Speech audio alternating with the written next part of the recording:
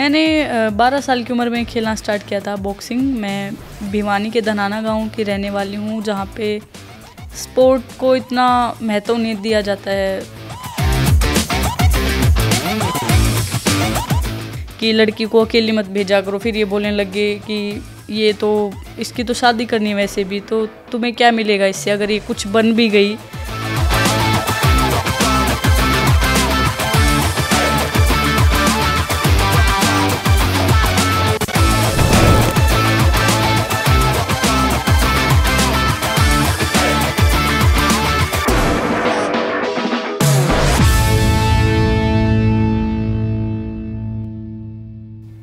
Welcome to fit India champions podcast powered by GOQii. मैं हूं आपकी होस्ट एकता विश्नोई। इस फिट इंडिया चैंपियंस पॉडकास्ट में हम उन फिटनेस चैंपियन से आपकी मुलाकात कराते हैं जिनके पास कुछ ऐसी इंस्पिरेशनल कहानियां हैं जो ना सिर्फ हमारे यंग एथलीट्स को मोटिवेट कर सकती हैं, बल्कि हर भारतीय को अपने लक्ष्य की तरफ प्राप्ति के लिए प्रोत्साहित करती है। आज ऐसी एक भारतीय युवती हमारे साथ जुड़ी है जिनका अंतर्राष्ट्रीय एरिना, बॉक्सिंग एरिना में जो भारत का नाम रोशन करती आ रही है। आज हमारे साथ हैं एक ऐसी ही भारतीय युवती जो अंतर्राष्ट्रीय बॉक्सिंग एरिना में भारत का नाम रोशन करती आ रही है। इन्होंने 2017 यूथ इंटरनेशनल बॉक्सिंग चैंपियनशिप में gold medal, 2017 youth women's boxing championship में gold medal, 2018 Asia youth championship में गोल्ड मेडल और 2022 में कॉमनवेल्थ गेम्स में गोल्ड मेडल जीतकर भारत का नाम रोशन किया है। इनका नाम है नीतू घांगस और नीतू हरियाणा में भिवानी डिस्ट्रिक्ट की रहने वाली हैं। फिट इंडिया चैंपियंस पॉडकास्ट में नीतू आपका बहुत बहुत स्वागत है। आज आप अपनी उपलब्धियों की वजह से पूरे देशवर्ष में एक गोल्डन गर्ल के नाम से प्रसिद्ध हो, तो इसका श्रेय सबसे ज़्यादा आप किसको देना चाहोगे? Thank you ma'am. मैं अपने यहाँ तक पहुँचने का जो ये मुकाम मैंने हासिल किया है, इसका श्रेय मैं अपनी फैमिली को देना चाहूँगी, मेरे पेरेंट्स को और ख़ासकर मेरे पापा को। उन्होंने मुझे इतना सपोर्ट किया है, मैं यहाँ तक पहुँची हूँ। किस तरह से आपके फादर ने आपको सपोर्ट किया? क्या स्ट्रगल रही? मैंने 12 साल की उम्र में खेलना स्टार्ट किया था बॉक्सिंग। मैं भिवानी के धनाना गांव की रहने वाली हूँ, जहाँ पे स्पोर्ट को इतना महत्व नहीं दिया जाता है हमारे इलाके में, और जहाँ पे और लड़कियों को तो बिल्कुल भी नहीं खेलने दिया जाता। तो भिवानी बॉक्सिंग एकेडमी, जहाँ पे विजेंद्र सिंह ने 2008 में बीजिंग ओलंपिक्स में ब्रॉन्ज मेडल हासिल किया था, तो उस टाइम पे हमारे भिवानी में काफ़ी एकेडमीज़ खुल गई थी बॉक्सिंग की। तो मेरे पापा शुरू से ही चाहते थे कि मेरी लड़कियाँ, जैसे गांव में ये होता है कि 10 या 12 पढ़ के उनकी शादी कर दी जाती है, लेकिन मेरे पापा सोचते थे कि मेरी लड़कियों को मैं मतलब यहाँ से गांव से निकाल के शहर में भेजूँगा, कहीं पे अच्छी पढ़ाई करवाऊँगा। ये नहीं था कि पहले मैं स्पोर्ट ही करूँगी। तो हमारे एक बार मैं स्कूल में मैराथन हो रही थी, तो मैंने उसमें पार्टिसिपेट किया था। तो मैंने उससे पहले कभी ऐसे रनिंग भी नहीं की थी और मुझे पता भी नहीं था कहाँ तक दौड़ना है बस, लेकिन मुझे ये था कि मैंने अभी पार्टिसिपेट किया तो इसमें जीतना है मुझे। अरे वाह! तो वहाँ पे जीतने की जो जुनून है वो तब से है। हाँ मैम। तो मैंने वहाँ पे फर्स्ट पोजीशन आई थी मेरी वहाँ पे। थकान बहुत हुई थी उससे पहले, पता नहीं था इतना रनिंग होगी, तो लेकिन ये था कि मुझे सबसे आगे निकलना है। तो वहाँ पे मैं फर्स्ट आई थी, तो प्राइज़ भी मिला था मुझे, एक वॉच दी थी वहाँ पे। तो उससे भी फिर मैंने घर पे दिखाया सबको। तो फिर वहाँ से मेरे पापा ने सोचा कि मैं नीतू को गेम करवाऊँगा। तो भिवानी में तो बॉक्सिंग ही फेमस था उस टाइम पे, तो इसलिए बॉक्सिंग को ही चुना मैंने, बॉक्सिंग वहाँ पे।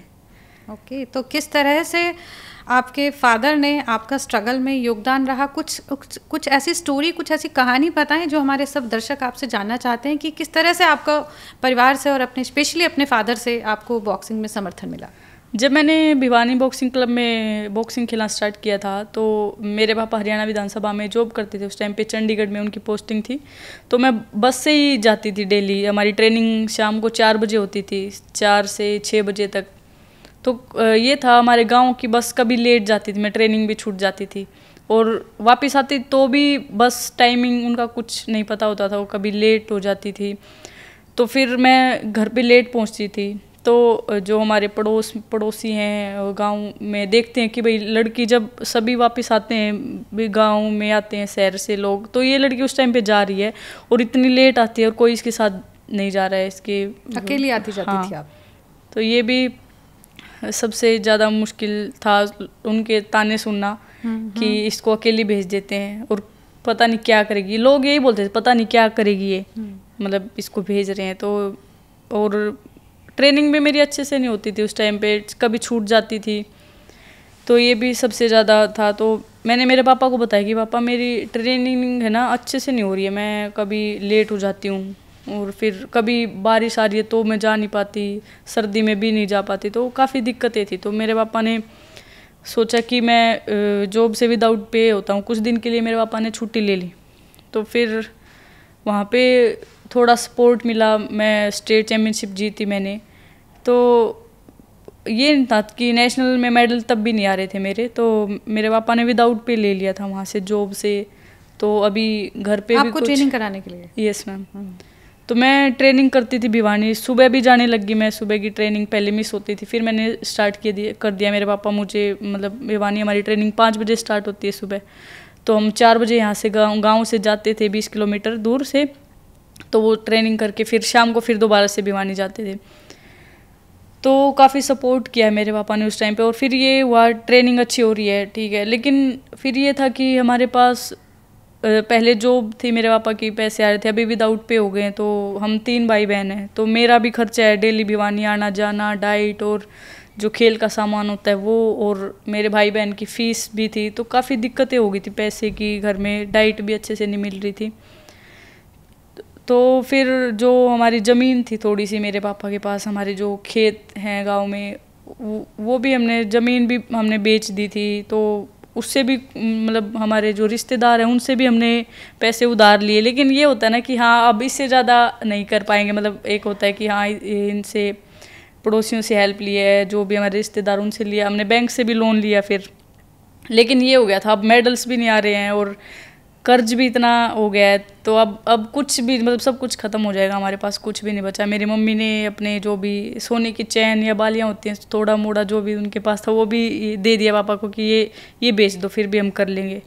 और जो हमारे पड़ोसी हैं वो मतलब हमें ये बोलने लगे थे ये तो पागल है, मतलब देखो लड़की के लिए इतना कर रहे हैं। मतलब मैं खेलने जाती हूँ, मेरी ट्रेनिंग 5 बजे होती है, मेरे भाई बहन का भी ट्यूशन भिवानी लगवा रखा था मेरे पापा ने कि वो स्कूल से आते ही वहाँ पे 3 बजे उनको लेके जाएंगे, 3 से 4:30 बजे तक उनका ट्यूशन होगा, वो वापस आएंगे फिर मुझे लेके जाएंगे।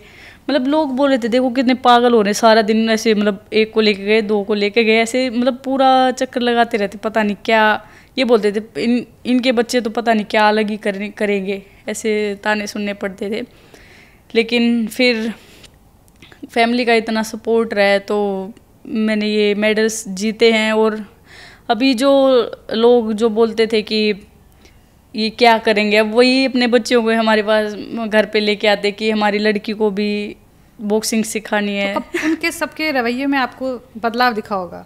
काफ़ी चेंज आया, मतलब पहले वो ताने देते थे हमें, मतलब मेरी मम्मी जाती थी तो उन बोलते थे कि लड़की को अकेली मत भेजा करो, फिर ये बोलने लगे कि ये तो इसकी तो शादी करनी है वैसे भी, तो तुम्हें क्या मिलेगा इससे, अगर ये कुछ बन भी गई तो तुम्हें कुछ नहीं मिलेगा, तो इसके पीछे लड़की के पीछे इतना खर्चा मत करो, अपना मतलब घर के हालात देखो कितने बुरे हालात हो गए, तुम्हारे पास रोटी भी खाने के पैसे नहीं बचे और फिर भी तुम इसको खेलने के लिए ले जा रहे हो, पैसा लगा रहे हो, ये बोलते थे पहले।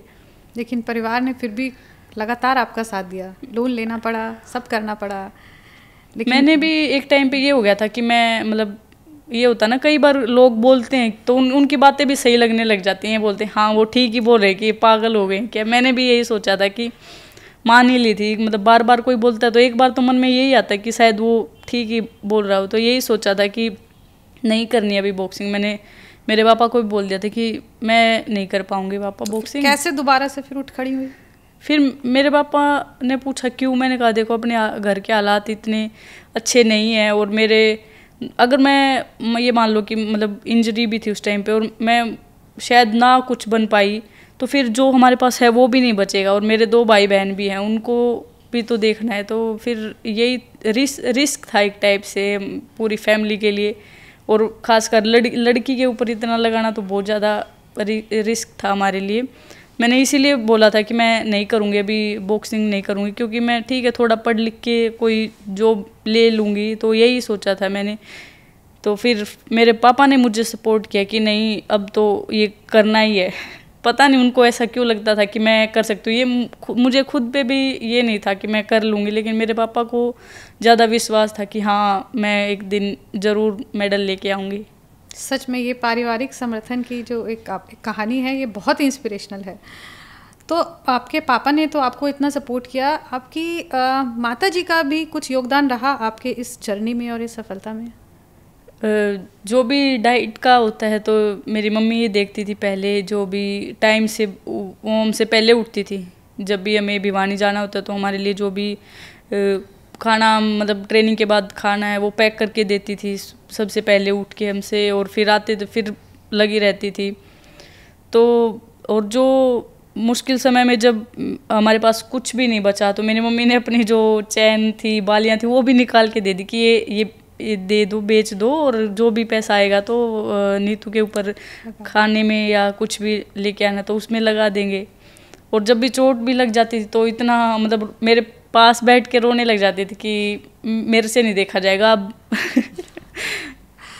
लेकिन फिर मन कड़ा करके उन्होंने फिर भी कहा कि करना है बेटी।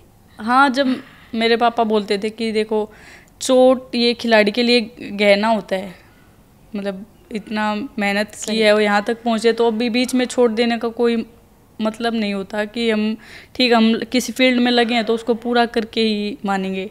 और आपने जैसे बताया कि आपके एक बहन और भाई भी हैं, तो वो क्या कर रहे हैं और उन्होंने किस तरह से आपकी इस जर्नी में सपोर्ट किया? मेरे 2 भाई बहन हैं, मेरे से छोटी मेरी बहन है तमन्ना, वो अभी MBBS करी है शिमला से, और मेरा भाई है सबसे छोटा अक्षित कुमार, वो अभी 10 मीटर एयर पिस्टल शूटिंग कर रहा है, वो भी प्लेयर है। तो उन्होंने भी काफ़ी सपोर्ट किया है मुझे, मतलब जब भी घर में मेरे खाने के लिए कुछ भी आता था, ड्राई फ्रूट्स आए हैं, कुछ भी और फ्रूट आया है, कुछ भी, तो वो उन्होंने कभी ये नहीं बोला कि हम भी खाएंगे। एक बार उनको ये बोल दिया ना कि ये सिर्फ नीतू के लिए आया है, तो वो उन्होंने कभी कुछ चीज़ मांगी भी नहीं, कि उन्होंने ये नहीं कहा कि इसको क्यों दे रहे हो, हमें क्यों नहीं दे रहे। मतलब वो मेरे से छोटे थे लेकिन फिर भी वो इस बात को समझते थे कि ये चीज़ ये इसके लिए ज़रूरी है अभी, तो उनका भी काफ़ी सपोर्ट रहा है इसमें। बिल्कुल बिल्कुल, उनका प्यार और सेक्रीफाइस दिखाता है कि उन्होंने अपने खाने की चीज़ें भी आपको दे दी। इतना कड़ी आपकी ट्रेनिंग रहती थी सुबह शाम, तो ऐसे में आप अपना पढ़ाई और स्कूल कैसे मैनेज करती थी? तो जब मैं सुबह ट्रेनिंग होती थी मेरी 5 बजे से 7 बजे तक ट्रेनिंग होती थी, तो मैं थोड़ा स्कूल में थोड़ा लेट जाती थी, जब तक हमारा प्रेयर टाइम और फर्स्ट पीरियड निकल जाता था तब तक मैं स्कूल पहुंच पाती थी। लेकिन जो भी होता था 1 बजे तक या 2 बजे तक जब भी होता था टाइम मिलता था, तो मैं स्कूल भी कवर करती थी, मतलब आते ही भागती थी तो ट्रेनिंग के लिए। पढ़ाई भी करती थी फिर? जी। और कोई स्कूल की ऐसी घटना, कोई ऐसी बदमाशी जो आपको याद है अभी? क्या स्कूल में तो सब आपसे डरते होंगे कि ये गुस्सा मारेगी तो? तो मेरी दोस्त हैं 2, उनका दोनों का नाम ही पूजा है, तो उन्होंने काफ़ी सपोर्ट किया है मुझे स्कूल में। जब मैं थक जाती थी ट्रेनिंग करते ही, सुबह ट्रेनिंग करके फिर जाते थे स्कूल में, मुझे नींद आने लग जाती थी, तो हम एक बेंच पे 3 जन बैठ जाते थे वहाँ पे तीनों, तो वो मेरे को बीच में बैठा के और मेरे शोल्डर रिलैक्स करती थी, बोलती थी तू सो जा, हम दिखने नहीं देंगे टीचर को कि तू बैठी है यहाँ पे सो रही है। तो वो भी काफ़ी सपोर्ट करती थी मुझे, क्लास के बीच में मैं सो जाती थी। और कभी किसी पे बॉक्सिंग आजमाया स्कूल में या बाहर में ऐसे ही? बॉक्सिंग खेलने से पहले मैंने किया था, बॉक्सिंग खेलने के बाद तो इतना थक जाती थी, बस जो ट्रेनिंग होती वही होती थी। शुरू में हमारी गली में एक लड़का था छोटा, जब मैंने बॉक्सिंग स्टार्ट नहीं की थी तो वो दूध लेने आता था पड़ोस से, तो मैंने उसको बोला था कि हमारी गली में मत आया कर तू, मेरे को अच्छा नहीं लगता था वो हमारी गली में क्यों आता है, तो उसको मैंने 2-3 बार बोला भी कि मत आया कर, वो माना ही नहीं। फिर मैंने एक दिन उसको पकड़ के बहुत मारे, बहुत ज़्यादा मारे उसको। फिर वो उसकी दादी को लेके आया मेरे घर पे, कि उसकी दादी बोली कि मेरे पोते को इसने मारे, तो फिर मेरे पापा भी बोले अब तो तेरे को बॉक्सिंग में ही डालेंगे। तो क्या फिर उम्र रही होगी आपकी वो टाइम पे? जब मैं 10 से 11 साल की थी। और 10 साल में आपने उसको पीट डाला? मैंने उसको पहले ही बोला था अब तू हमारी गली में मत आया कर। नीतू, बर्मिंघम में कॉमनवेल्थ में आपका बहुत ही शानदार प्रदर्शन रहा और आपने गोल्ड मेडल जीता भारत के लिए।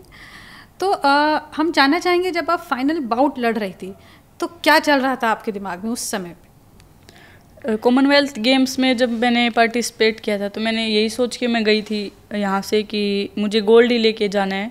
जब मेरी बाउट थी, फाइनल बाउट इंग्लैंड की बॉक्सर के साथ ही थी, जहाँ पे जो होस्ट कर रहा था गेम्स को, तो एक काफ़ी प्रेशर था कि इंग्लैंड में ही हो रहे हैं और इंग्लैंड की बॉक्सर ही फाइनल में है, तो अगर थोड़ी भी बाउट 19-20 रहेगी तो शायद बाउट उसके फेवर में चली जाएगी। तो ये मुझे ये था कि मुझे बिल्कुल एक तरफा खेलना है बाउट, और ये भी था कि अगर मैं सिल्वर तक रुक जाती हूँ या ब्रोंज तक, तो एक होता है ना, भूल जाते हैं, एक चैंपियन की पहचान तो गोल्ड से ही होती है। तो मुझे यही था कि मुझे ये मौका मिला है, इस लेवल पे मैं गेम्स में पार्टिसिपेट किया है, तो मुझे गोल्ड ही जीतना है। जब मैं रिंग में भी खेल रही थी तो मुझे यही था कि मुझे बिल्कुल मतलब ये भी अगर मैं थक भी जाऊंगी तो भी मुझे नहीं रुकना है, मुझे गोल्ड ही जीतना है आज।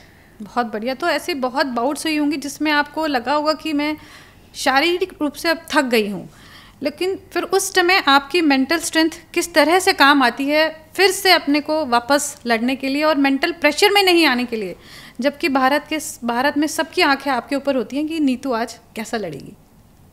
तो जब भी मेरी बाउट्स होती है तो मैं अपने आप को यही तैयार करके जाती हूँ कि मुझे ये बाउट जीतनी है।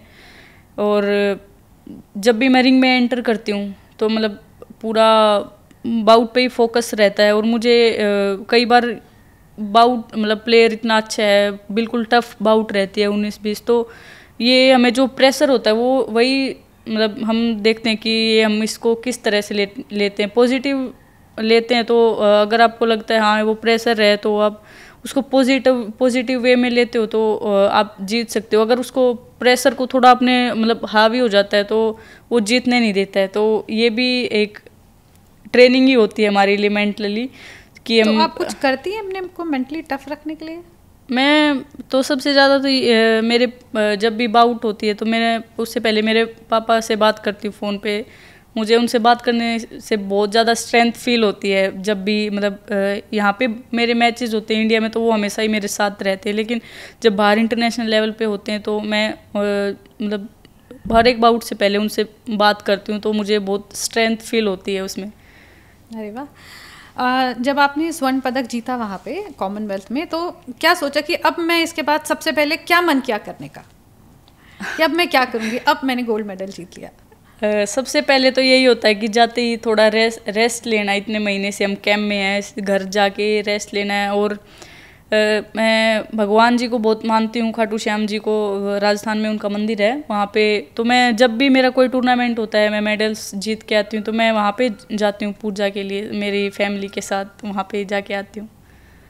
बिल्कुल, एक शक्ति का भी इसमें, जिसको बोलते हैं कि ऊपरी शक्ति का भी काफ़ी आप सबका साथ देता है। जब कोई इंसान सोच ले कि मेहनत करनी है आप जैसा, तो भगवान भी साथ देते हैं। जैसा आपने बताया कि विजेंदर सिंह के बॉक्सिंग चैंपियन बनने के बाद आपके भिवानी में बहुत सारी एकेडमीज़ बॉक्सिंग की खुली, तो आपका कोई ऐसा बॉक्सिंग आइकन जिसको देख के आप इंस्पायर होते हैं? आज आप पूरे भारतवर्ष में सबकी इंस्पिरेशन हो, लेकिन आपका ऐसा कोई आइकन बॉक्सिंग में जिसको देख के आपने सोचा कि यस, और जिसकी किसी बॉक्सिंग फाइट ने आपको बहुत इंस्पायर किया कि एक दिन मैं भी ऐसे ही बॉक्सिंग करूँ? जब मैंने बॉक्सिंग खेलना स्टार्ट किया था तो MC मैरी कॉम के में हम पोस्टर्स देखते थे, जहाँ पे भी ट्रेनिंग करते वहाँ पे लगे रहते थे। तो ये हुआ कि एक बार इनको देखना है हमें। तो जब एक बार साई NCO रोहतक में फंक्शन था तो वहाँ पे चीफ गेस्ट आए थे वो, तो मैंने वहाँ पे देखा था।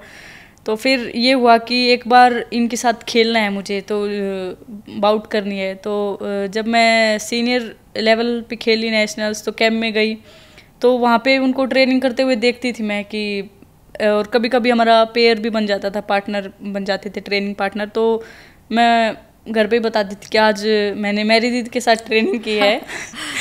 तो फिर ये होता था कि इनके साथ एक मैच खेलना है। तो मैंने जब हमारी कॉमनवेल्थ गेम्स की ट्रायल्स थी तो मैंने उनके साथ मैच भी खेला था। तो मैं वहाँ पे जीती भी थी उनसे। उनको घुटने में चोट लगी थी उस टाइम पे बाउट के बीच में।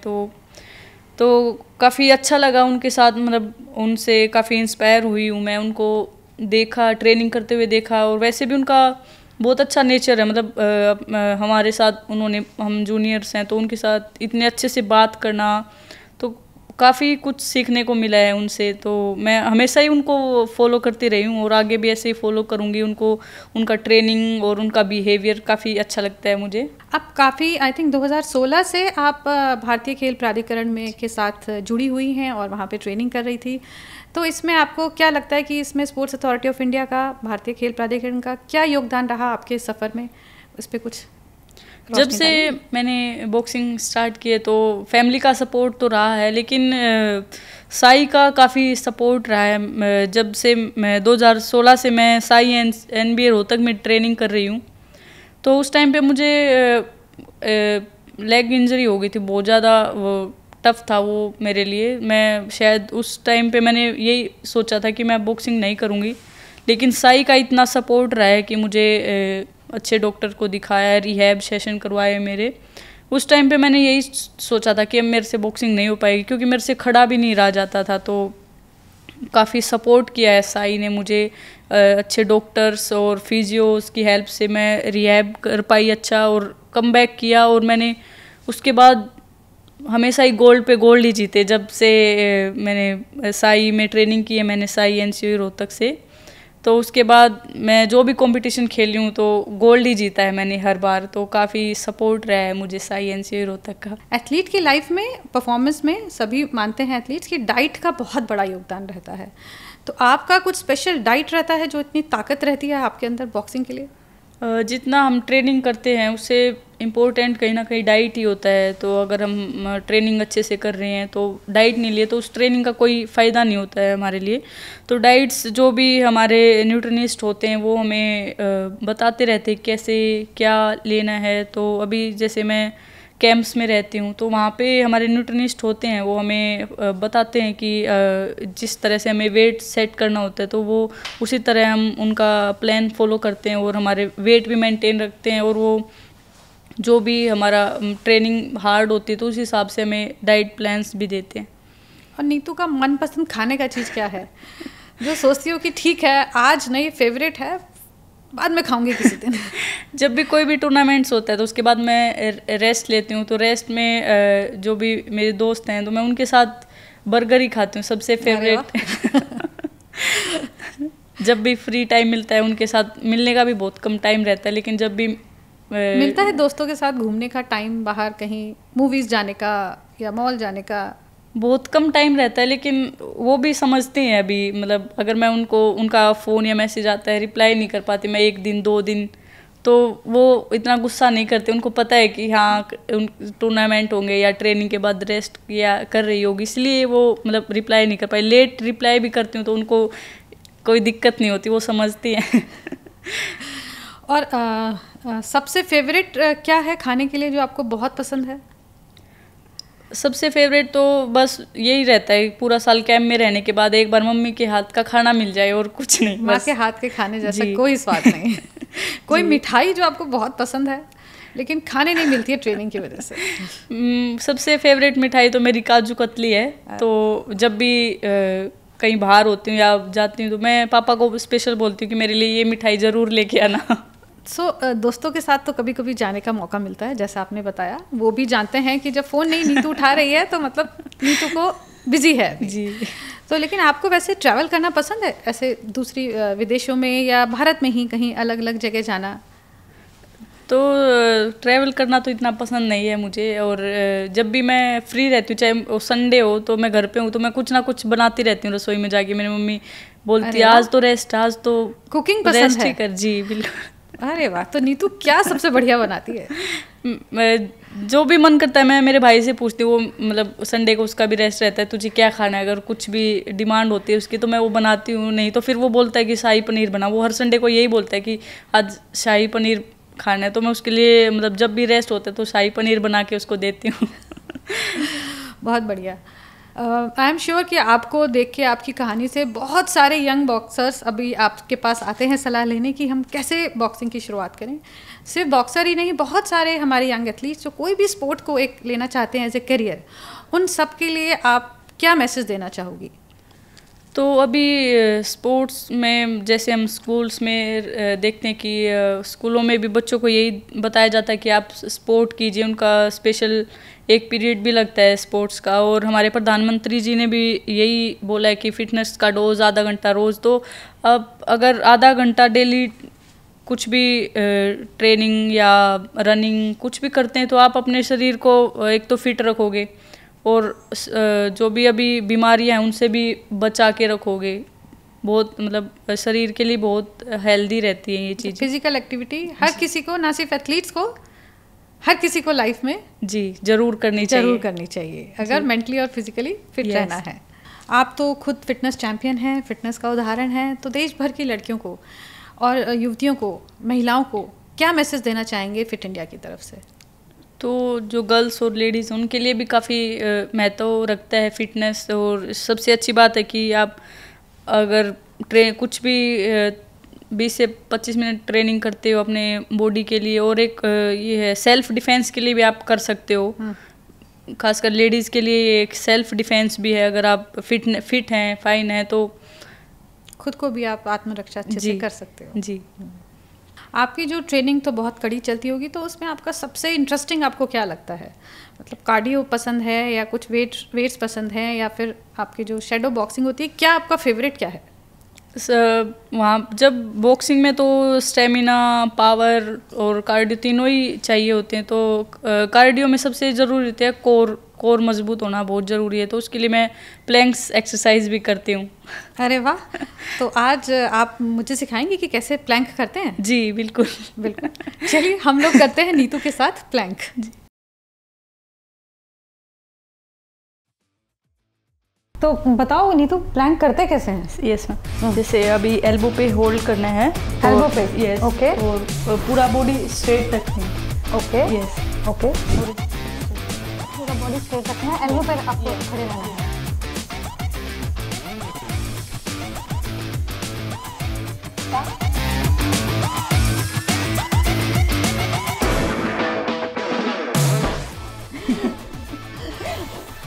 इतना आसान भी नहीं था। Thank you Neetu, fit India champions podcast पे हमारे साथ जुड़ने के लिए। Thank you. फिटनेस की डोज आधा घंटा रोज।